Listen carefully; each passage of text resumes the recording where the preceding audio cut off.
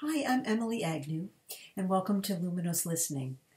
I'd like to just say hello to you and encourage you to poke around the site and learn more. But first, I wanted to say something about a key missing piece that's the source of the disconnection between you and your inner knowing, your inner source that I've talked about a lot on this homepage. Many of my clients, including me, I was only my first best client, are highly sensitive. High sensitivity is a recognized trait that you're born with. It exists in about 15 to 20% of the population, which means that 80 to 85% of people are not highly sensitive, which if you do the math means you're very much in the minority, about 1 in 5. So there can definitely be a feeling like there's something, well, at the very least different, but unfortunately, you can grow up feeling like there's something wrong with you because you're different. Because when you're highly sensitive, you process things a lot more deeply. You take more information in from your environment in the first place. And when you combine those two, also you feel things more deeply. So those three things synergize to create overwhelm, which we also call over-arousal. The sense of just the system is overstimulated.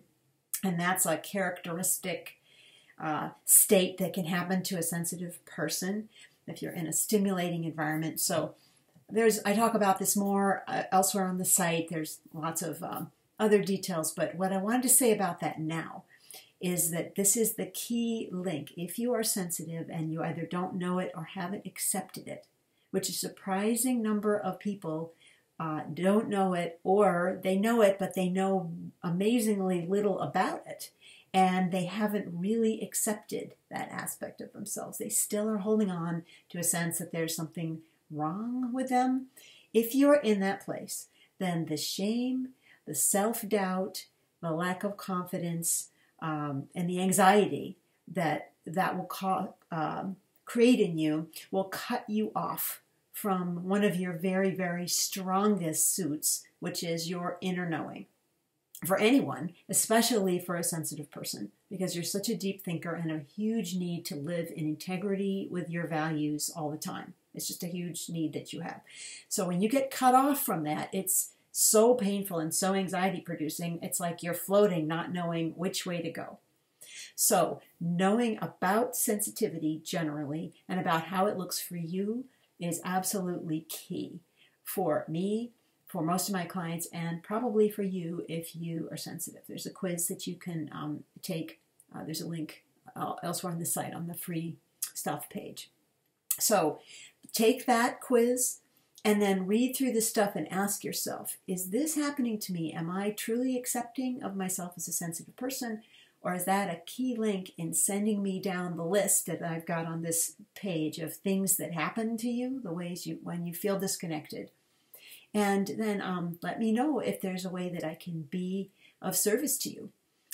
I have found focusing in particular to be an absolute godsend, to stay connected, and as well as to manage the stimuli that come in, because that's one of our needs as sensitive people, is to process deeply all of this stuff. We like to think things through and just take things in deeply and sense what the meaning is of them for us. And focusing is a fantastic way to do that. So I guide people through the focusing process, which is a really wonderful, luxurious way to experience focusing. I also teach you how to do it, some on your own and also in classes where you can do it in a partnership, which is also wonderful. So lots more about that. Thanks for listening, and keep reading and see if this all applies to you, because if it does, it can absolutely transform your life.